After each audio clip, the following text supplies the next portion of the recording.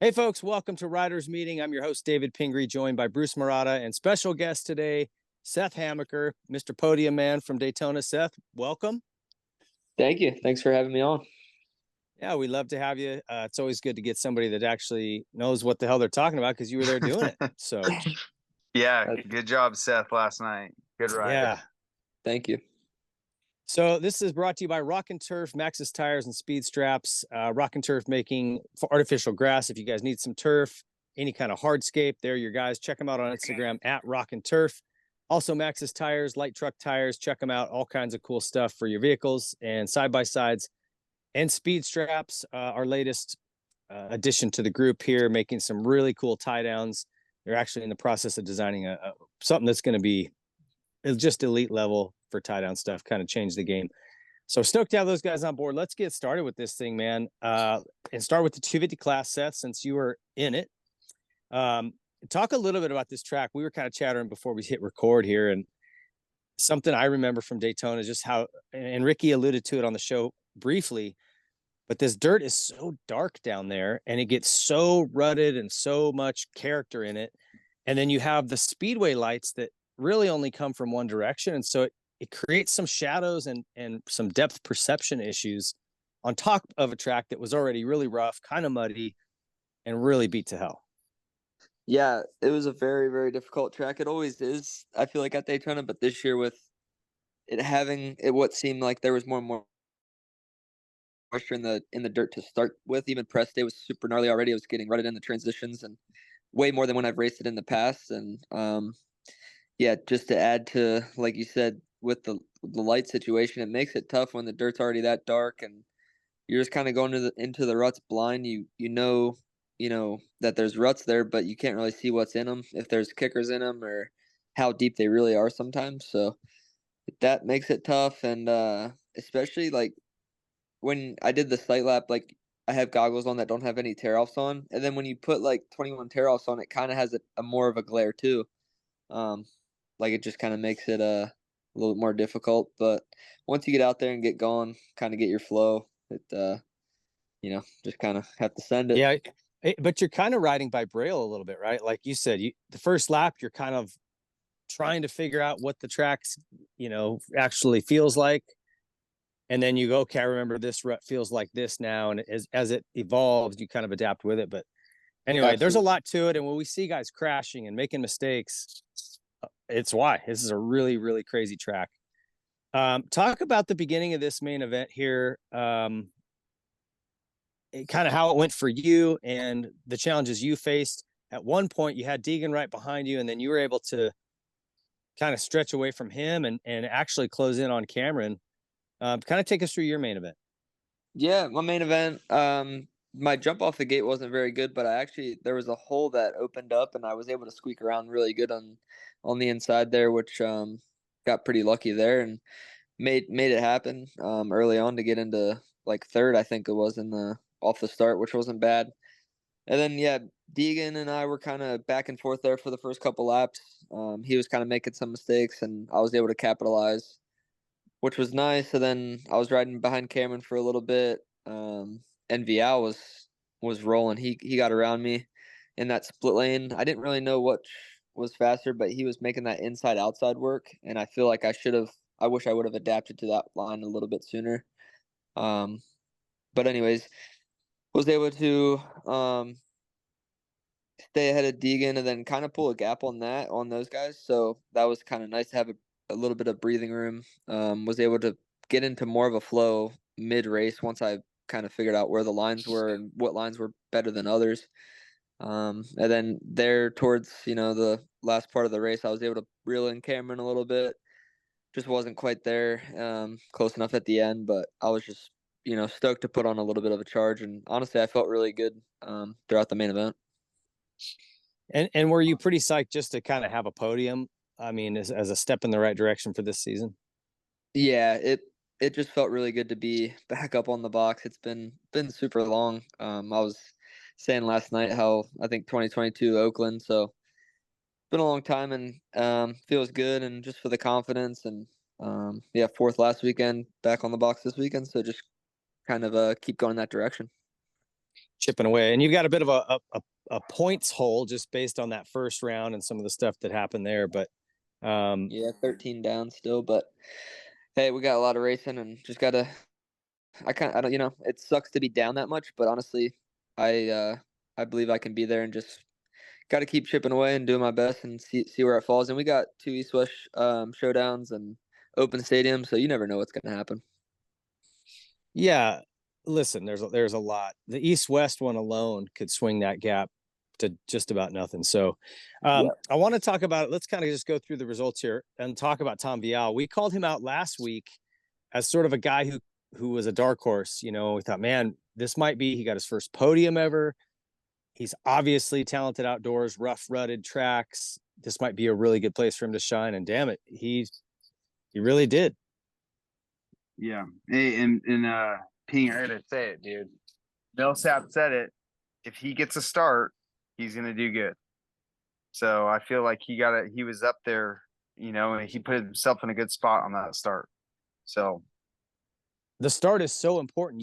You've got to like realize or remember how significant getting a start is. And if you've got gloppy mud just dropping down onto your grate, you're gonna spin. I mean, the grates are good traction, but if there's wet mud on them, you will spin. Am I right or wrong here? I was like, this is such a no-brainer. Yeah. Why are they not saying this? I agree. I didn't really watch the broadcast back, but no, I definitely agree with you. It's like, yeah, it's pretty black and white, I feel like. So yeah. But for me, I just felt like I wanted just to kind of see the track. I definitely, and don't get me wrong, I definitely thought about the tire and the mud kind of get, on the bike, but that's just what I decided to do. And I tried not to overthink it, and I didn't want to do what other guys were doing just because, and make that decision on my own. So no, it was a tough one because it wasn't, if a track's just a full soupy mutter like Frisco, then it's like, okay, I know what I'm getting into and it's going to be a nightmare. But this was like, all right, it's not totally muddy, but I really, it would benefit me to go and have a look at the lines and see how much things have changed. And so difficult decision there. Did you guys swap a rear wheel or no? Just try to wipe it the best you could, spin it and go for it. Yeah, I got back. I just spun it as best I could. And yeah, that was that. Chance was right next to me. They swapped the wheel and dude, they rolled in and they were setting the whole shot device. I think the 30-second board had like 15 seconds on. So it's like one of those things where like that was one. I knew if I did the sight lap, I wasn't going to do that because I like to kind of be set and ready to go. Yeah. Just like with that time crunch, I was like, I didn't want to rush the sight lap either because he like did the sight lap pretty fast, I think, just to get back and have time for the guys to swap it. But yeah. Yeah, it's a decision to make either way, right? Like there's pros and cons to both. You ended up still getting a good start. So I've seen mechanics will lay like little hand towels down underneath the bike so it'll catch that stuff that drops and then they'll grab those right at the last minute. Like you did, kind of spin the tire at the back of the grate to try to sling everything off, and whatever's going to drop will drop back there. There's techniques, but I wish those guys would have gone into some of those details of the decisions you guys are having to make up there. Absolutely. Yeah. Hey, Seth, I want to ask too, like, so from from watching on the broadcast, it looked like every lap a line was different. Can you share with us, like, was that how it was? Like, was every lap you came around, was every line changing? Was it different, or how was it? I would definitely say early on in the main, it was changing just because like they did do a little bit of track work and the insides, they kind of prepped up. So there wasn't like a good line at first. So I feel like some of the outside berms kind of were working at first, and then eventually some of the insides got better once they got like a good groove in it. But yeah, that one rhythm section after the mechanics area, like those routes in between the transitions, like they were ever changing. Like it wasn't the same line every lap. It was just kind of like going into something new. But I think, like I said in the beginning of the main, it was more so changing than halfway through to the end. I feel like I was able to remember and hit kind of the same lines consistently. Yeah, that rhythm lane was wild, dude. Like, trying to remember, it was so long, and yeah, like you said, it kept changing, and Whew, It was there's a lot difficult. to it. Yeah, I'll Yeah, bet. it was at the end there. Like I got a good rhythm. It was like I was just trying to do what was simple, but just do it clean and fast. And I was just going literally double that little tabletop, double, and then triple out, and then I could just sky over that single, and then that was plenty fast. And I was able to do that consistently. There was probably a faster line to do, but it was more risk, and it was just you probably weren't going to be able to hit it every lap. Yeah. Right. In a track like that, consistency is so key, right? I mean, you'll give up something that's a little faster for something you can do 15 times in a row. Yeah, and it sounds simple, but just hit the obstacles, and it's like just got Yeah. to do the jumps, you know. So yeah. Your teammate Cameron kind of had a quiet race. He was leading, made a little mistake, went off, and then there wasn't a lot of great racing, to be real honest. The top four, you guys kind of settled down. Pierce rode a great race up into fifth. Hayden sat in fourth. Cody Shock sixth. Swole seventh. Anstey eighth. Welton ninth. And Bennick 10th. As fun as the track was to watch guys try to manage it, the racing wasn't super awesome. It was like all of those 180s are so one line. It was really tough to make passes, huh? I was just gonna say that like it was a challenging track, but it wasn't a track that you could really set guys up. If you were gonna pass them, it was maybe either because of a mistake or just honestly a better line, and that was you were kind of slotted in. It wasn't like you could set up many passes to like break check a guy or whatever, take the line. Yeah. So yeah. So here's our Max's moment of the night to me was really Deegan's troubles. Started in practice when he jumped over the bars, and man, did he get lucky cross-roading up that thing, and just the way he landed was best case scenario. That could have been a season ender. And I think I was right behind that in practice. Did you see it? Oh man. I was literally like his bike, because I still hit the triple right behind him, and when his bike flew up, thankfully I was just on the right enough. I missed it, but yeah.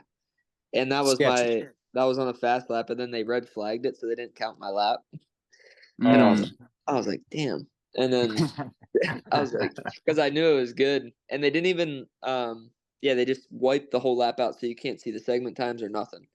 But then, anyways, I didn't really have a good lap before that, and then we got back, and we were waiting for them to let us go, and we had like 3 minutes left, and I was like, man, I'm gonna have like 1 or 2 laps, but it was all good. Hey Seth, did you think like he was done for the night when you saw that? Yeah, when I saw him flying through the air, I was like, I don't know if he's gonna be okay. And I didn't see how lucky he did get when I was riding until I watched it back. Right.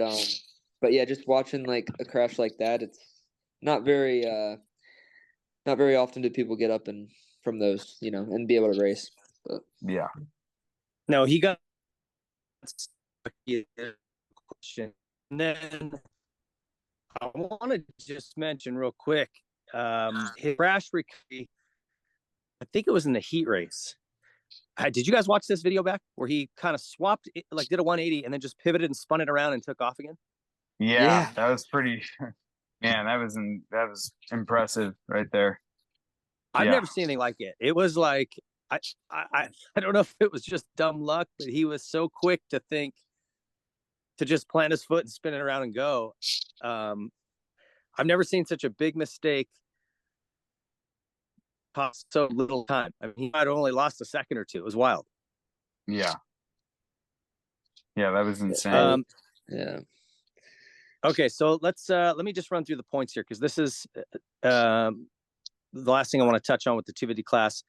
Max Anstey's still leading, even after his 8th. Like, he has not had these great results, but it's just this class has been such a mix-up.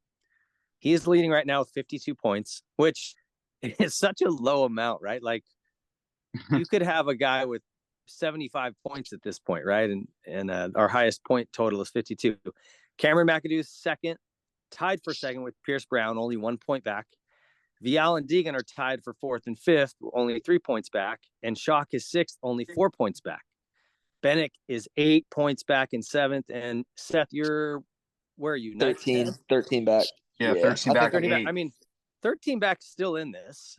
But this is the cool thing, is that all of these guys are just still right here, Mm-hmm.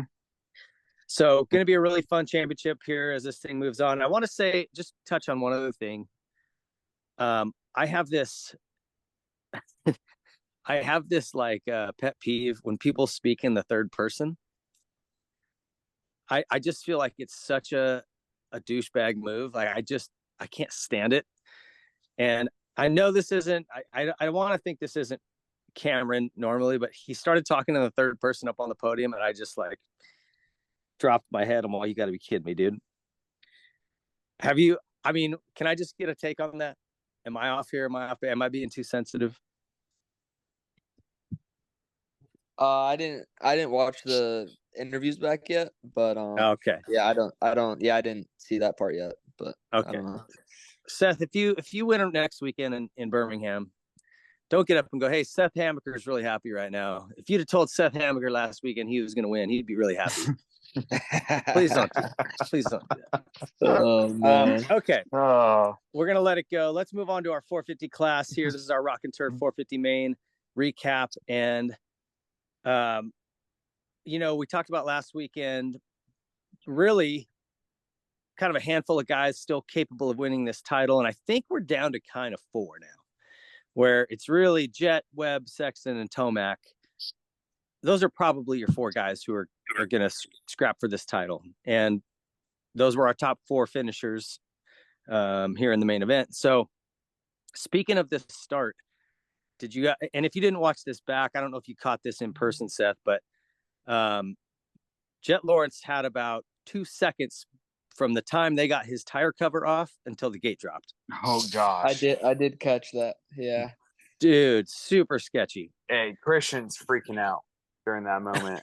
That was Well, yeah, he gnarly. would have lost a hand if he'd have taken off. I mean, Yeah. Yeah. It was Hey, sketchy. and it looked like it like got wrapped down behind the swing arm. Like it got into a sketchy situation where it was almost going to be wrapped around that thing, you know?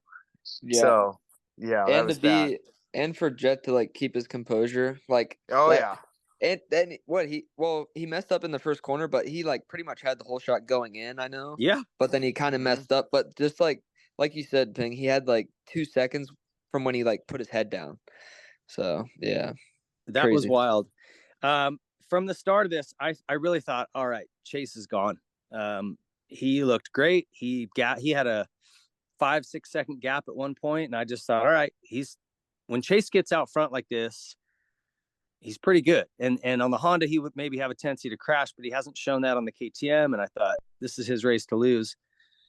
And when they stopped doing that quad, I mean, that was it. It's all it took to lose it. Tomac admitted the same, that he didn't do it, and it cost him the race. Jet knocked it out every lap like it was no big deal.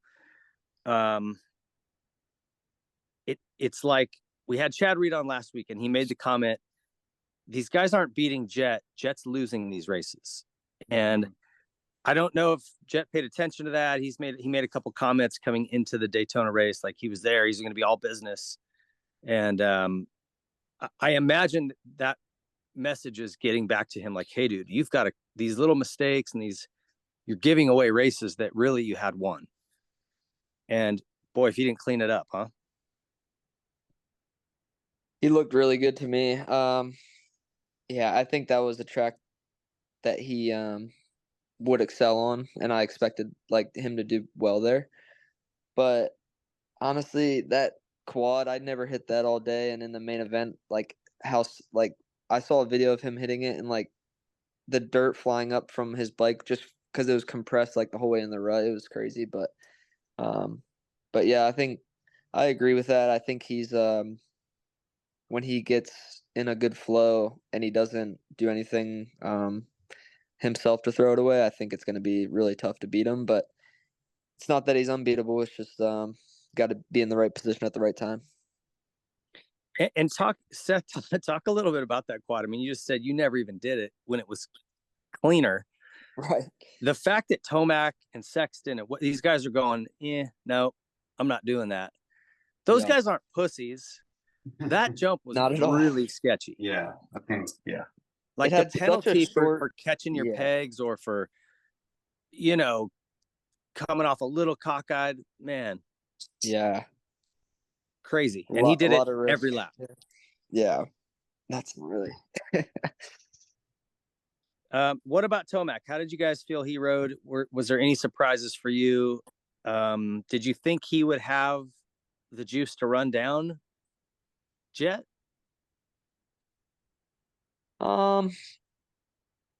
Obviously Daytona, I think he came in there like super confident and stuff, but also I think with his maturity, just like we were talking about the quad, like if he's not super comfortable doing something, and obviously he wasn't, so he backed out of that. And I think rather than him, as he's gone through his career, he knows, and I think that's what's kept him healthy for a long time and has won him championships and races. Is just if he's not comfortable one night, it's okay to take that second. Which, yeah, does he want to win? Absolutely, but I don't know. It's hard to run down Jet, at any race, let alone when he's already doing something that is an advantage like that quad that he was. It's going to be even harder to track him down when you're not doing it. Yeah, I would say it was at least a second to 2 seconds by the end, because not only was the quad faster, but your momentum carried. You were faster through the whole lane, Absolutely. Yeah. You didn't have to check up for that double. I will say this. I wonder if at the end of the season, right, and time will just tell, is Jet just being overly confident as a younger rider going, I can do this, I got this. And it worked last night, but something like that's going to bite him later on in the series. And those guys know that. And so they're like, no, not worth it. It's interesting. Or is Jet just that much better that he's like, no, it's I got that all day. Because I know that, look, we've seen him crash and make some mistakes and throw races away. I know last week, the week prior to our last round, he had a big crash during the week, a big one. Like, yeah. Okay. And luckily he walked away from it, but he had a big one out at his practice track. And so, these mistakes are being made. And I wonder if he's just young, overly confident and pushing too much, or is he so much better? This kind of stuff isn't that big a deal to him. What would your opinions be? Bruce, I'll let you go here first. Yeah. Like for me, I feel like, Tomac, he's got the, he's got the resume to back himself with, what, he could do in the sport. And I feel like he's playing it smart right now. I really do. And that's where I don't want to count him out. I feel like with what he did last night was he's being very mature and thinking, kind of, not short, kind of thinking, this is, we still got more races to go. And, I don't know, man. I wouldn't count Tomac out. I feel like he was playing this really smart for last night. He knows that, that was a sketchy situation. And, I don't know, man. I just feel like it was a smart move on Tomac's part. And, I wouldn't count him out for this with this series yet. So I think this is going to be something that's going to be showing, eventually that, hey, that's smart that Tomac didn't do that. And this is why. So. What about you, Seth? How do you see it? Yeah, I think with Jet, confidence is obviously a huge thing. And I think with him being a little bit younger, I think those things don't run through his head as much, which is understandable. Like it probably didn't Tomac when he was 20, so I think that plays a big part. And I think that's why part of the reason Jet's really good is because his confidence is high in his ability, and, it has to be so. But I think there will be a time in his career that maybe, once he got into the lead and could figure out a different line in that rhythm instead of doing the quad every lap, I think he will in the future, just because not to take those unnecessary risks every lap. But I think that just comes with age and time. And yeah, he's a very young racer, and I think his speed tells otherwise, and just even his maturity as in his racecraft. Yeah. And hey, Ping, this goes back to what Reed said too, where, he's losing the races himself. Right. So I feel like that's kind of where Tomac will benefit, where he's being more smarter about situations like that. Like, could Tomac quad that section? Of course he could. But there's a lot of risks involved, and so this is where, with Jet, you know, he's young, he's very confident. Yeah, it definitely paid off last night, but I feel like, you know, doing that every round, it's gonna probably cause, you know, can cause some, you know, costly mistakes. And that's where I feel I'm pretty confident that Tomac is going to be able to capitalize in situations like that moving forward. Yeah. Well, Those other it'll be guys are just interesting to gonna see. yeah. Yeah. Those other guys are just gonna have to manage or minimize the damage on their bad races because like I feel like Jet's gonna be there, you know, even if his bad race is a third, you know, those other guys are gonna have to do the same so they don't lose points when he does win, you know? Yep. So, Agreed. It's Yep. like they're going to have to make a calculation of like, okay, is he going to have a big one that costs him 20 points? right. He Right. some jump, eats it, and he finishes 17th. Versus, okay, he clicks off of now it's starting to get out of reach, and they've got to either take more chances. You know what I mean? Like we're getting to that breaking point. We'll talk about the points in a minute. Let me run through the rest of the results here. So Chase held on for third. It was a good ride for him. I think that he played a big factor in the outcome of this race, and I'll talk about that in a second. Webb was fourth, a good ride. Charge. He was one of the few guys really moving forward. Mhm. Roxon went back to fifth. Justin Cooper, another solid ride in sixth place. He's been surprisingly good just all year. A little bit quiet, like he's kind of not a lot of spotlight on him, but man, he's putting in solid rides. Malcolm Stewart, Ferrandis, Anderson, and Bloss. Congrats to Beta on their first ever top 10 with Benny in 10th place. That's great. Here's my Maxis moment of the night. There was a moment where Eli was getting some pressure from Jet. Chase was leading, and Eli and Jet pushed right up to the back of Chase. And Jet made a pass through on Eli. I think it was through the whoops or whatever. And the very next turn, Jet snuck by Sexton. Kind of an aggressive pass and started to take off.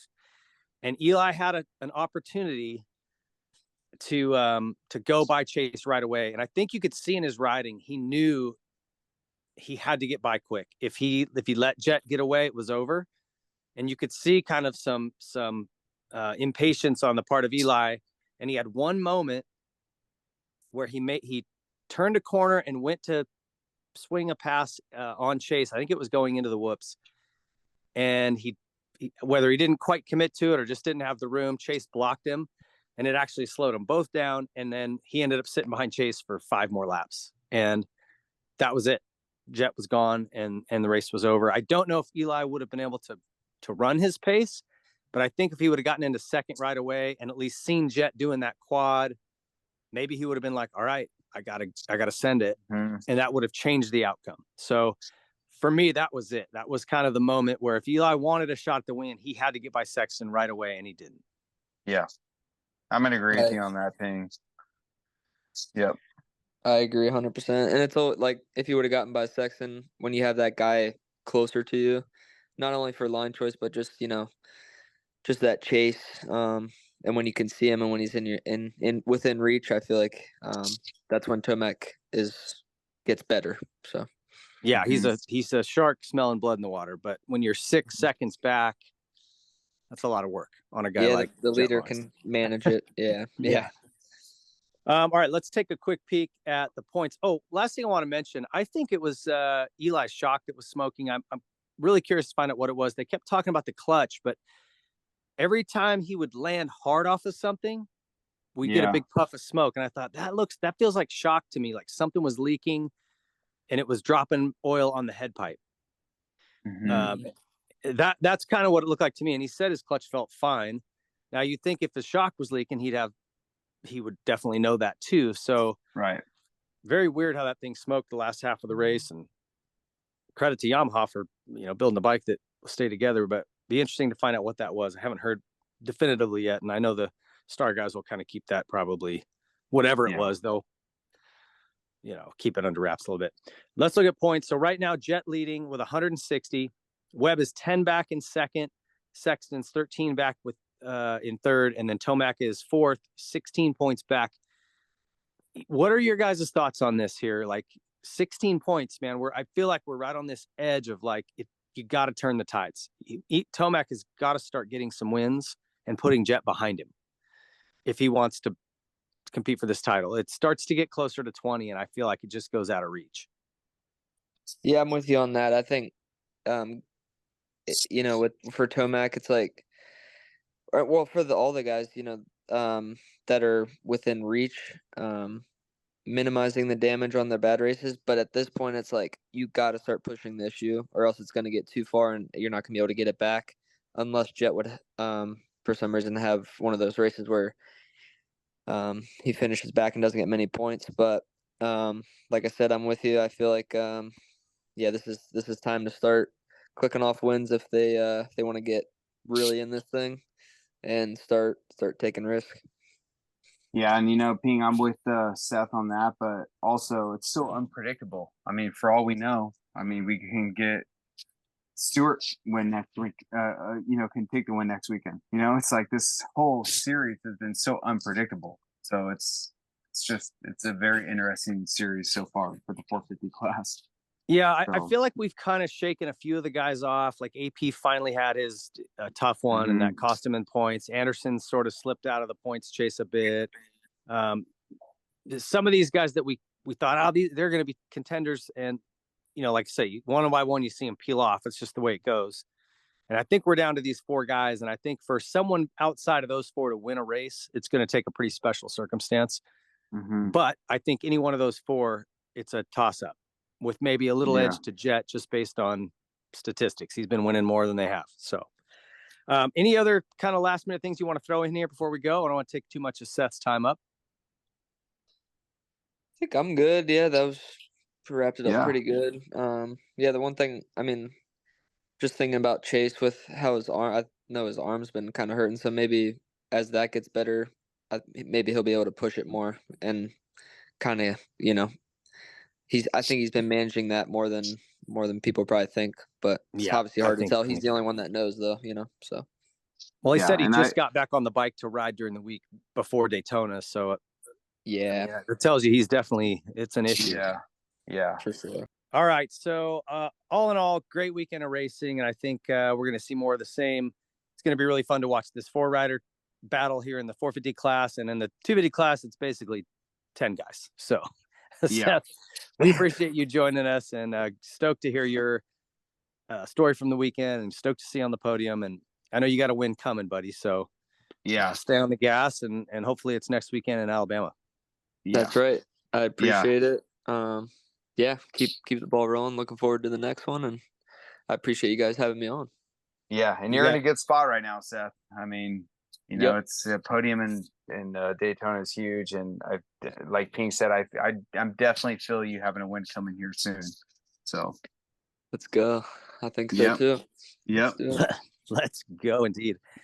Quick shout out to our sponsors here before we sign off: Rock and Turf, the boys at Maxxis, and also our friends at Speed Straps. If you guys are in the market for turf tires or tie downs, we'll check our boys out. They are supporting us, so support them.